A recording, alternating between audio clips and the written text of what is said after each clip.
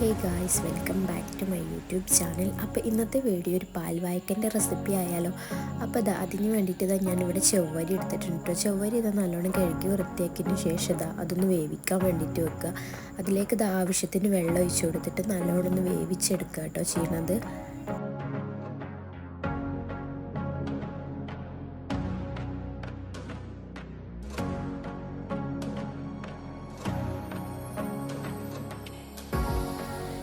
ഞാൻ 2 നേന്ത്രപ്പഴം എടുത്തിട്ടുണ്ട്. അതിൻ്റെ തൊലിയൊക്കെ കളഞ്ഞിട്ട് ഒന്ന് കട്ട് ചെയ്തെടുത്തിട്ടുണ്ട് കേട്ടോ.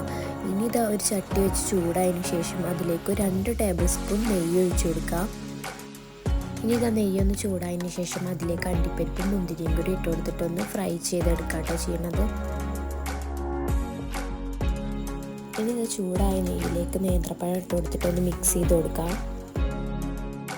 ഇനി പഴത്തിൻ്റെ കളറൊന്ന് ചേഞ്ച് ആകുമ്പോൾ അതും ഒന്ന് കോരി മാറ്റാം. ഇനി നമുക്ക് വേറൊരു പാൻ വെച്ച് ചൂടായതിന് ശേഷം അതിലേക്ക് പാൽ ഒഴിച്ചു കൊടുക്കാം. ഇനി ഇതിലേക്ക് ഏലക്കായ ഇട്ട് കൊടുക്കാം. ഞാനിപ്പോൾ ഇതിലേക്ക് 2 ഏലക്കായ ഇട്ട് കൊടുത്തിട്ടുള്ളത്. ഇനി ആവശ്യത്തിന് പഞ്ചസാരയും കൂടി ഇട്ട് കൊടുത്തിട്ട് ഒന്ന് മിക്സ് ചെയ്ത് കൊടുക്കാം.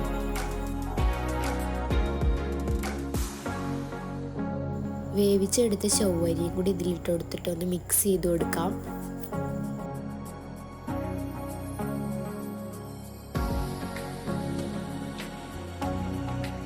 ഇനി ഇതിലേക്ക് നമുക്ക് നേന്ത്രപ്പഴം കൂടി ഇട്ട് കൊടുത്തിട്ട് ഒന്ന് മിക്സ് ചെയ്ത് കൊടുക്കാം.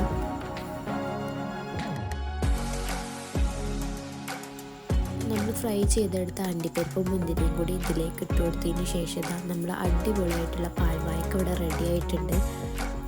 വീഡിയോ ഇഷ്ടപ്പെടുകയാണെങ്കിൽ ലൈക്ക് ചെയ്യുക, ഷെയർ ചെയ്യുക, സബ്സ്ക്രൈബ് ചെയ്യുക, കമൻറ്റ് ചെയ്യുക.